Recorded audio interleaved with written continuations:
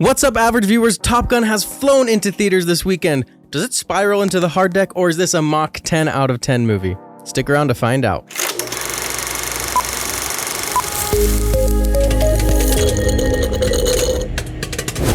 So, we've been waiting nearly 40 years for this movie to come out. People have been complaining about Avatar taking 12 years. This is 3 times that amount. So, was it worth it? Is the existence of this movie justified? The short answer, a resounding yes. Now, let me tell you what I was worried about coming into this movie. I was seriously concerned that we wouldn't have Maverick on screen. That we'd have Tom Cruise, with 40 years of action experience, heading up a franchise Mission Impossible. Basically, I was worried that the movie would star Tom Cruise, the celebrity personality, instead of the character Maverick. But immediately, right out of the get-go, in the first opening sequences of the movie, I was completely blown away that this really felt exactly like what Maverick would feel like 34 years from the events of the original Top Gun. It was incredible. The writers did a great job of bringing Maverick, the daredevil, the rule bender, the authority-challenging, incredibly instinctual pilot who cares about his wingman. Other characters who come back from franchises many years later just don't feel like the same character sometimes. Correct me if I'm wrong, but we've seen this with Han Solo, Terminator, Dumb and Dumber. Honestly, the list is pretty long now, and sometimes it's done better than others. But if I was ranking Maverick, I would put it at number 1. I'd put it above Green Goblin and Doc Ock. It's not just that Tom Cruise nailed the performance, which he did. It's how well written the character is and how he's still the star of the show. And I think this is the best execution of a character revival that we've seen so far. This movie is full of nostalgia. Like, the intro is almost a shot-for-shot remake of the original. The soundtrack and score are similar. You have a few lines from the original, but it's not in your face. It's the perfect amount while still respecting the original. They took an incredible amount of care and love to tell a meaningful story with characters that we've cared about in the past. This movie should also be held up as an example of how to do a sequel correctly, how to improve upon the original, and make the prior movie stronger. This movie is way better than the original, and that might make a few of the 80s purists rage at me in the comments, but this movie could have been so shallow. It could have used CGI, it could have been more about the jets than the pilots, it could have been a crappy cash grab sequel, but instead it decided to be a great movie with a lot of heart. That's what I'm gonna say about this movie, is you can tell so many passionate people were making this movie who truly believed in and cared about what they were doing and the importance of the story they were telling. And that really shines. Whether we can put our finger on exactly how that manifested, it just comes through that this movie was treated with such respect and handled with such love. Now, enough wishy-washy, touchy-feely for a second. Does this movie deliver on the action sequence dogfighting moments? The answer is absolutely yes. It's incredible. You feel like you're in the cockpit at times. It actually kind of feels like you're on one of those Disney Star Tours rides, but like without the motion sickness. So like, you're genuinely scared sometimes that when you're making those turns, you're gonna crash. It's so immersive, so unbelievably immersive. There's nothing cheesy about this either. Tom Cruise insisted that there be no green screen or CGI aerial shots in the film. So I'm gonna make the claim that I've never felt so much adrenaline in a movie. Like, my palms were sweaty, my heart was racing, my butt cheeks were clenched. And we've seen exhilarating action sequences before on the big screen, but I'm talking about like genuine adrenaline. Like, my body had a response to what I was seeing. It was so cool. And for that reason, I recommend going to see it in theaters. It's just not gonna hit near as hard as if you're watching on your phone. This movie kind of made me feel bad because how suckish I am at parallel parking. These guys, they're literally flipping and inverting on a dime at ridiculous speed. Incredible reaction time. I literally get anxiety about fitting a car in a 10-foot gap at 2 miles an hour. One of those things I mentioned that this movie improves on is it just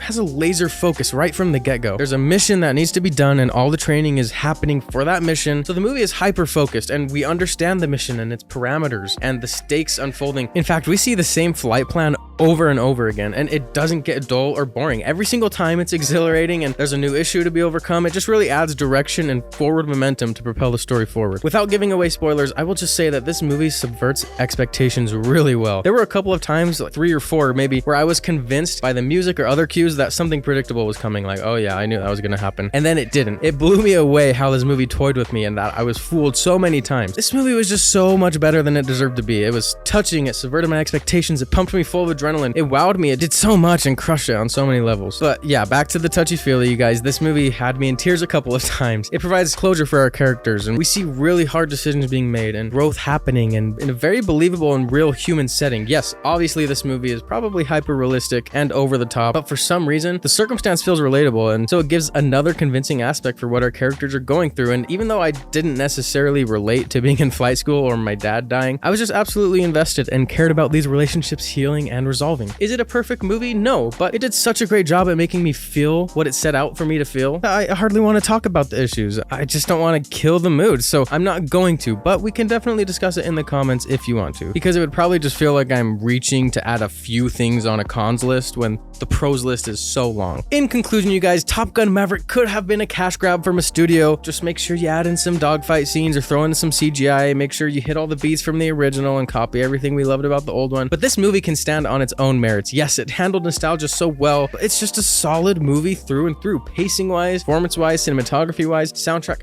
How did I forget to mention the soundtrack? Hans Zimmer is so good. It was emotional, it was exhilarating, it was everything we want in a good story put to film. And that's why I'm giving this a go see it in theaters twice. That's right, you guys, do what it takes to see this movie in theaters. Take out a loan, apply for fire insurance, and then burn down your house. Do what Gary Vee says and spend every waking minute of your day at a garage sale, because this movie is absolutely worth seeing in theaters. It's like sitting on a Disney ride without the motion sickness. You'll laugh, you'll cry, you'll be blown away. Go see it. All right, you guys, let me know what you think in the comments down below. Do you agree with me that this movie was exhilarating and awesome and touching, or do you hate my stupid face and my opinions? Either way, hit that subscribe button and that bell so I can see your beautiful face in the next video. As always, Mom, thanks for watching, and the rest of you, stay average.